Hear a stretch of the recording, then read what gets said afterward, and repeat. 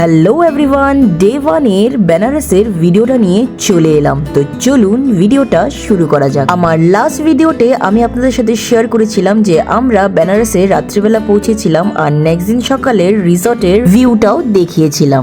সকালে উঠেই চলে গেছিলাম ব্রেকফাস্ট করতে। অ্যাজ আমি আপনাদেরকে বলেছিলাম রিসর্টটা বিশাল বড়, তাই আমাদের ব্রেকফাস্ট যেখানে হচ্ছিল সেই রেস্টুরেন্টটা আমাদের রুম থেকে একটুখানি দূরে, আর ব্রেকফাস্টটা বুফেতেই সার্ভ করা হচ্ছিল। প্লাস আপনার যা ইচ্ছে আপনারা সেটা অর্ডার করেও খেতে পারেন। তো খাওয়া দাওয়া করার পর বেরিয়ে গেছিলাম একটা ইনভিটেশনে আমার বৌদির ফ্রেন্ডের বাড়িতে, যারা ওখানেই সেটেলড। তো আমরা এখন ওখানেই চলে যাচ্ছিলাম। আর যাওয়ার পরে বিশাল বড় সারপ্রাইজ ছিল। কি সুন্দরভাবে আমাদেরকে ওয়েলকাম করেছে একদম বেনারসি স্টাইলে।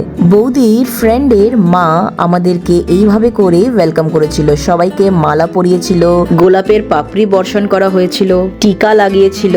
তো খুবই সুন্দরভাবে আমাদেরকে ওয়েলকাম করা হয়েছিল, আর এইটা দেখে সত্যি আমাদের মন জুড়িয়ে গেছিল।